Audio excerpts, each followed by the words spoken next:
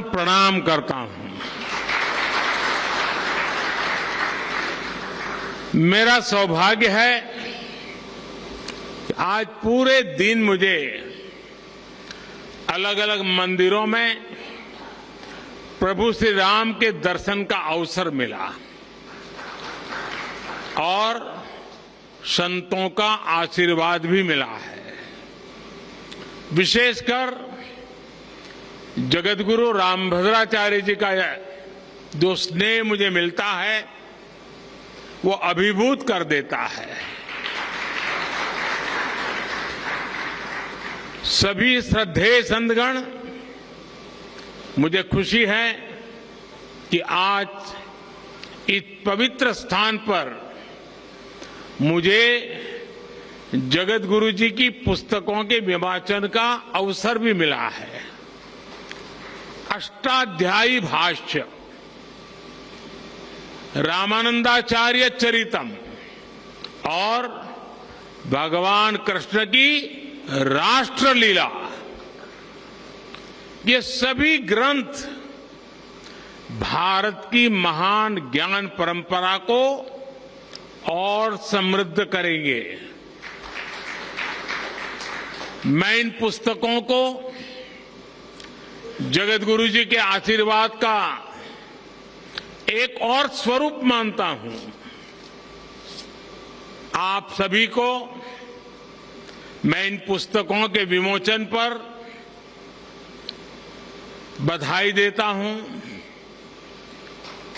मेरे परिवारजनों, अष्टाध्यायी भारत के भाषा विज्ञान का, भारत की बौद्धिकता का और हमारी शोध संस्कृति का हजारों साल पुराना ग्रंथ है।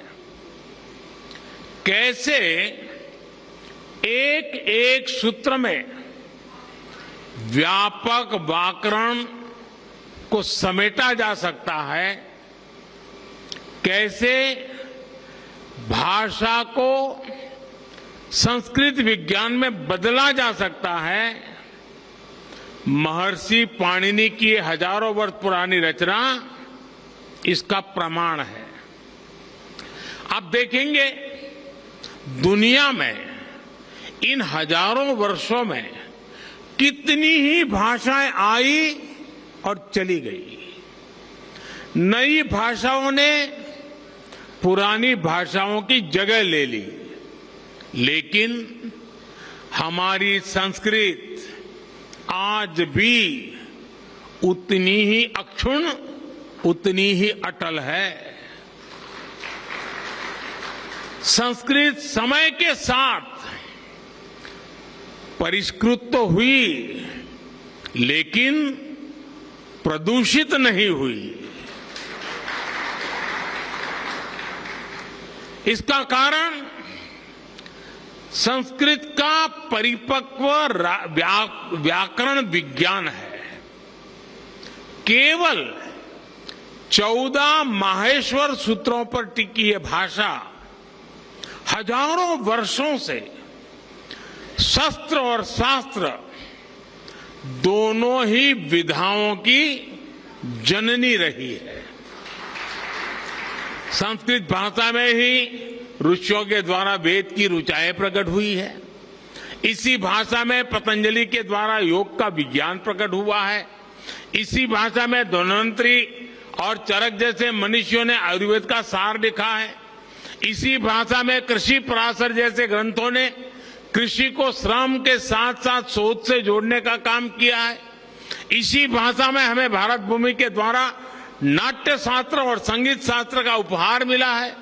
इसी भाषा में कालिदास जैसे विद्वानों ने साहित्य के सामर्थ्य से विश्व को हैरान किया है। और इसी भाषा में अंतरिक्ष विज्ञान, धनुर्वेद और युद्ध कला के ग्रंथ भी लिखे गए हैं। और ये तो मैंने केवल कुछ ही उदाहरण दिए हैं।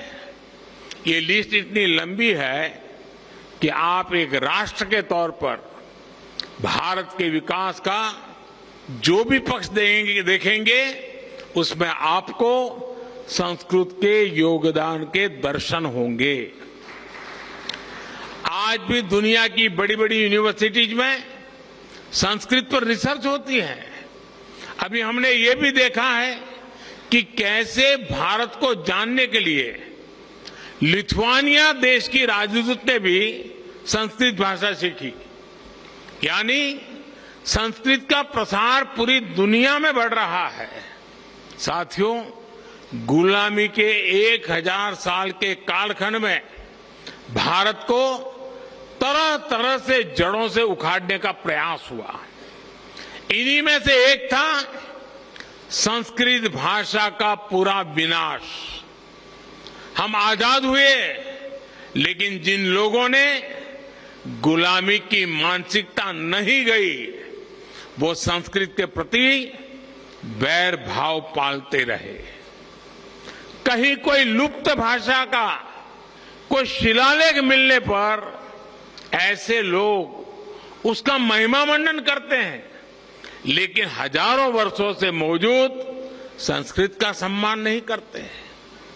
दूसरे देश के लोग मातृभाषा जाने तो ये लोग प्रशंसा करेंगे, लेकिन संस्कृत भाषा जानने को ये पिछड़ेपन की निशानी मानते हैं। इस मानसिकता के लोग पिछले 1000 साल से हारते आ रहे हैं और आगे भी कामयाब नहीं होंगे। संस्कृत केवल परंपराओं की भाषा नहीं है, ये हमारी प्रगति और पहचान की भाषा भी है। बीते 9 वर्षों में हमने संस्कृत के प्रसार के लिए व्यापक प्रयास किए हैं। आधुनिक संदर्भ में अष्टाध्यायी भाष्य जैसे ग्रंथ इन प्रयासों को सफल बनाने में बड़ी भूमिका निभाएंगे। मेरे परिवारजनों, रामभद्राचार्य जी हमारे देश के ऐसे संत हैं जिनके अकेले ज्ञान पर दुनिया की कई यूनिवर्सिटीज स्टडी कर सकती है।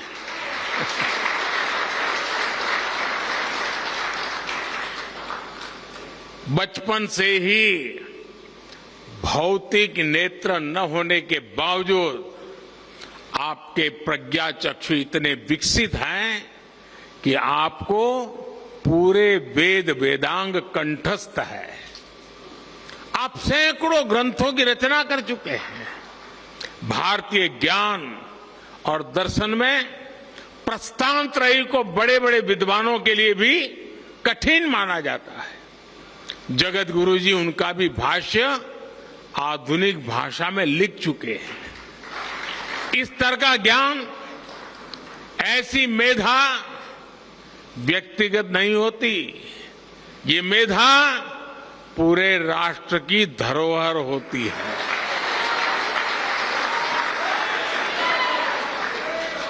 और इसलिए हमारी सरकार ने 2015 में स्वामी जी को पद्म विभूषण से सम्मानित किया था।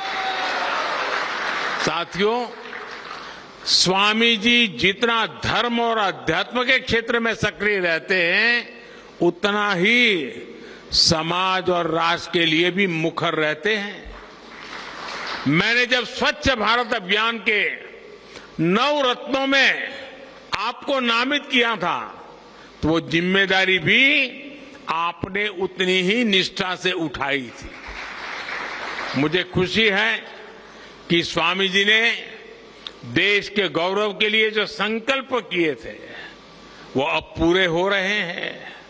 हमारा भारत अब स्वच्छ भी बन रहा है और स्वस्थ भी बन रहा है। मां गंगा की धारा भी निर्मल हो रही है।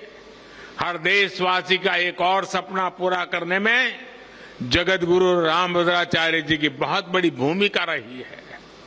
अदालत से लेकर अदालत के बाहर तक जिस राम मंदिर के लिए आपने इतना योगदान दिया, वो भी बनकर तैयार होने जा रहा है।